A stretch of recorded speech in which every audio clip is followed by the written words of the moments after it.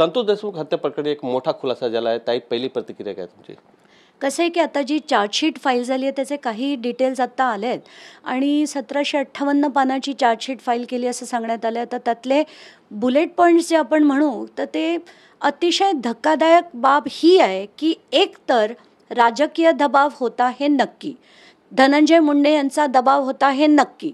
का? कारण खंडणी, ॲट्रॉसिटी आणि हत्या हे तिन्ही वेगळी प्रकरणं नाहीत, याचा सूत्रधार एकच आहे हे, आणि ती तिन्ही प्रकरणं एकत्र केली गेली याच्यावरनं सिद्ध होतं आहे की कराडला वाचवण्यासाठी धनंजय मुंडेंनी रचलेला हा कट आहे.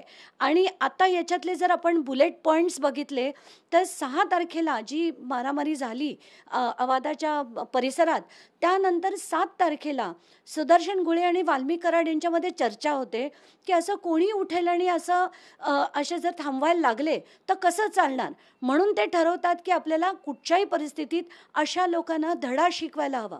त्यानंतर सुदर्शन गुळे आणि विष्णू चाटे हे तिरंग नावाच्या हॉटेलमध्ये भेटतात आणि तिथे बसून ते ठरवतात की याच्यावर आपल्याला काहीतरी करायला हवं, कारण संतोष देशमुख जर परत मध्ये आला तर त्याला संपवून टाकायला हवं. हे ऐकूनच कसतरी झालं की ही माणसं काय किती निर्दयी आहेत. एवढंच नाही, आणि त्यांना दहशत किती मोठ्या प्रमाणावर करायची होती.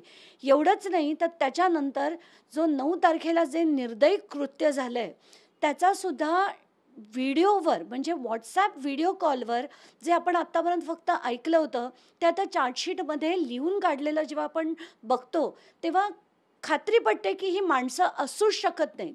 हे निर्दयी जमात आहे ही, हे एक सिंडिकेट जे आहे त्या सिंडिकेटला आणि त्यांचे जे बॉस आहेत धनंजय मुंडे, त्यांना सगळ्यांना अद्दल घडायला हवी, अद्दल घडायला हवी. कारण कराडला मोठं करणारे, त्यांना वाचवणारे, पदोपदी वाचवणारे हे धनंजय मुंडे होते. बडतर्फ करा, ताबडतोब बडतर्फ करा, कारण अशा माणसांकडनं आपण नैतिकता वगैरे हे अपेक्षा करू शकत नाही. यांना बडतर्फ केल्याशिवाय सोडायचं नाही, नाही तर आता महाराष्ट्र पेटून उठेल. आणि कराडच्या कशा प्रकारची शिक्षाची मागणी करणार आहेत कराडसाठी?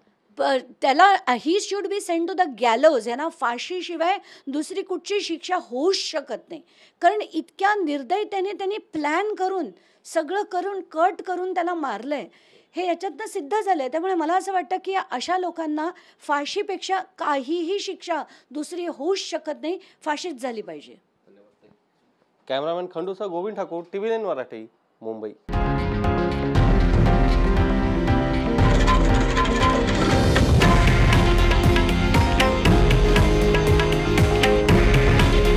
हे आहे देशातील नंबर 1 न्यूज नेटवर्क आणि आपण पाहत आहात TV9 मराठी.